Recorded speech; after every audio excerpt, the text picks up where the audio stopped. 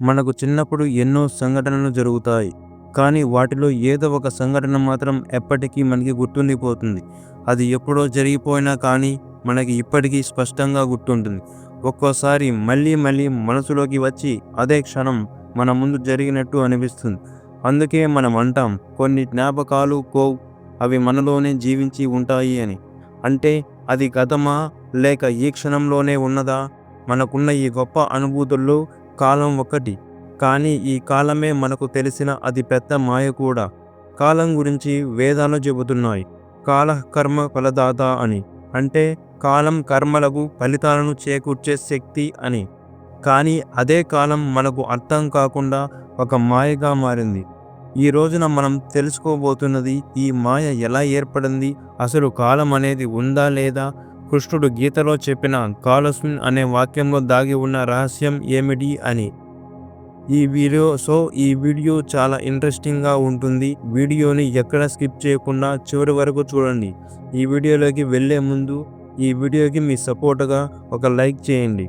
Video పూర్తిగా చూసిన తర్వాత ఈ వీడియో మీద మీ అభిప్రాయాన్ని కామెంట్ చేయండి. మనం కాల రహస్యం గురించి తెలుసుకోవాలంటే దానికంటే ముందు ఒక ఇంపార్టెంట్ విషయాన్ని స్పష్టంగా అర్థం చేసుకోవాలి. కాలం అండ్ టైం ఒకటేనా అనే విషయాన్ని. అయితే అందరూ టైం అంటే గడియారం, క్యాలెండర్, గంటలు, నిమిషాలు అని గుర్తుంచుకుంటారు. టైం అనేది మనిషి క్రియేట్ చేసిన ఒక కొలమానం. ఒక పనిని ఎప్పుడు మొదలు పెట్టాలి, ఎప్పుడు ముగించాలి అనే గణాంకం మాత్రమే.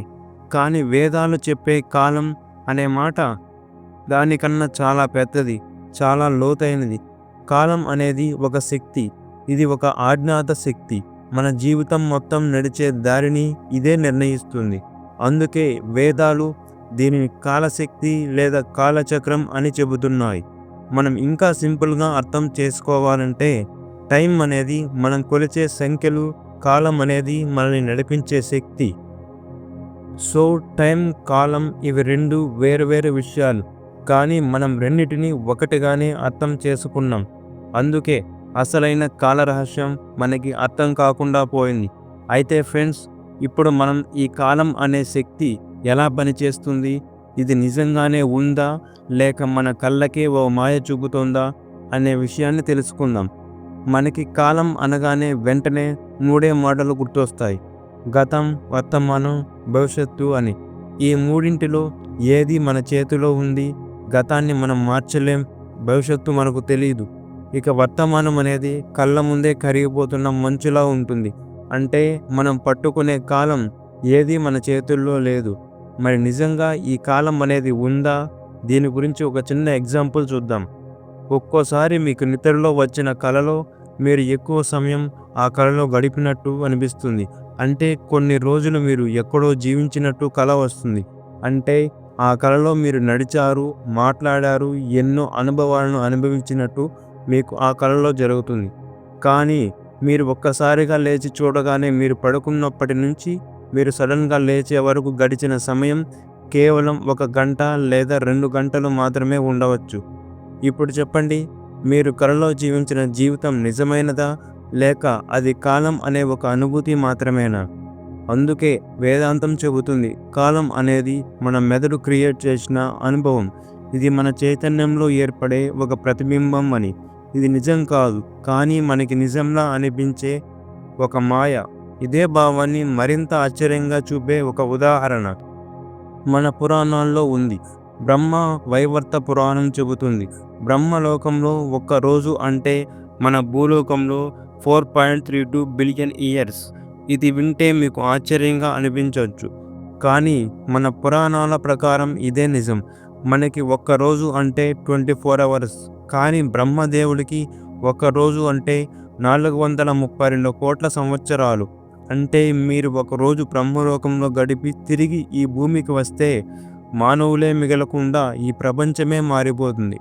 మరి బ్రహ్మలోకంలో గడియారం ఉందా అనే విషయం తెలుసుకుందాం. ఎస్, బ్రహ్మలోకంలో గడియారం ఉంది. కానీ అది మన గడియారాలతో అస్సలు పొంతనపడదు. ఎందుకంటే ప్రతి లోకానికి తాము ఊహించే కాల పరిమాణం వేరే. ఈ లోకాల మధ్య ఉన్న కాలాన్ని మనం సరిగ్గా అంచనా వేయలేం. ఎందుకంటే ఇది టైం కాదు, ఇది కాలం. కాబట్టి ఇక్కడే మనం గ్రహించాల్సిన విషయం ఉంది. కాలం అనేది స్థిరంగా ఉండదు. ప్రతి లోకంలో అది వేరు వేరు రూపంలో కనిపిస్తుంది. అందుకే దీనిని కాలమాయ అని అంటారు. ఇప్పుడు మనం గ్రహించాల్సిన మరొక అద్భుతమైన సత్యం ఉంది. కాలం మారుతుందా లేక మనమే మారతామా అనేది. దీని గురించి ఉపనిషత్తులు చెబుతున్నాయి. కాల స్థితి నాశకః అని. అంటే కాలం ఎవరిని మార్చదు. కాలం తన పని తను చేస్తుంటుంది.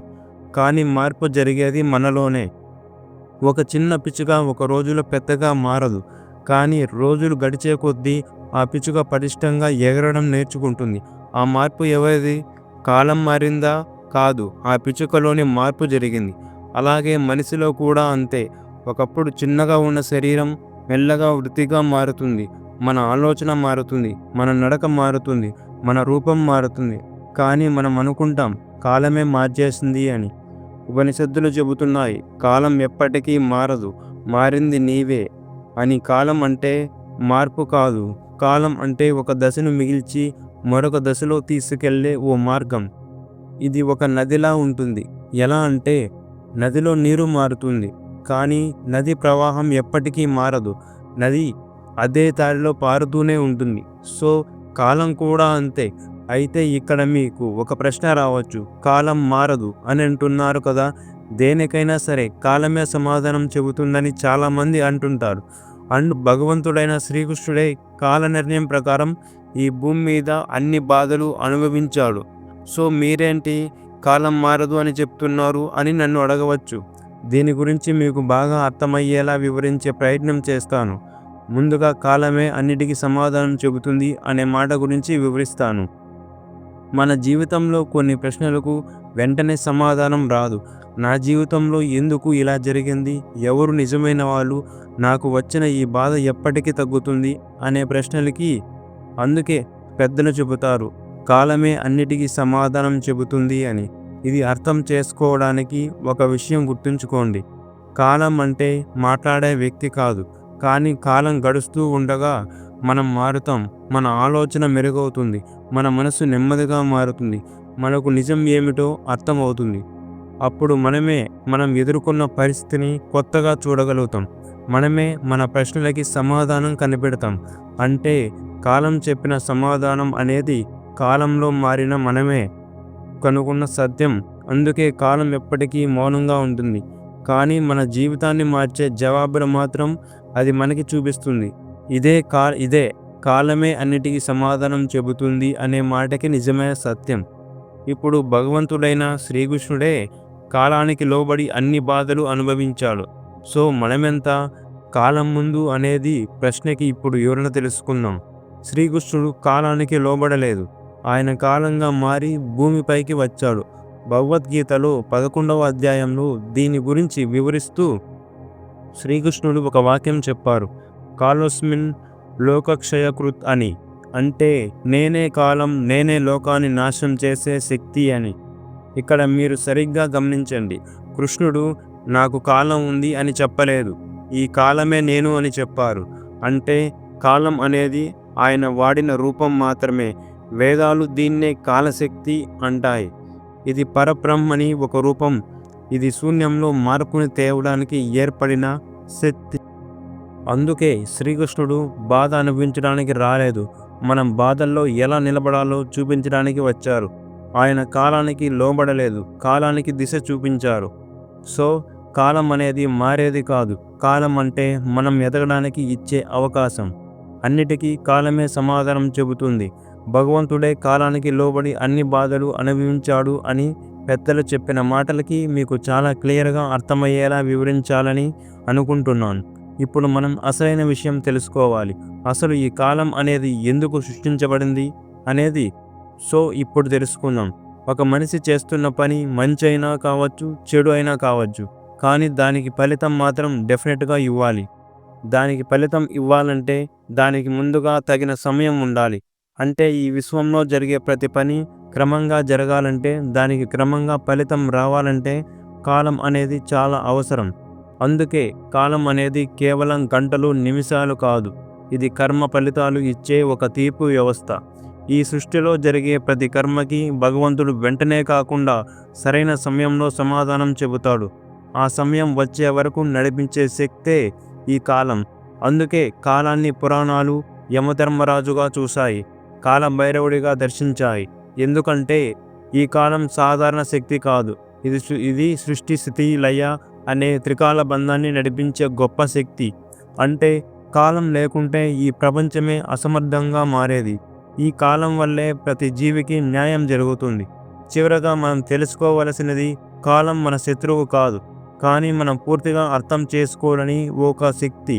నీ కర్మలు ఎలా ఉన్నాయో ఆ కర్మలకు తగ్గ ఫలితాన్ని క్రమంగా అందించే మార్గం ఈ కాలం.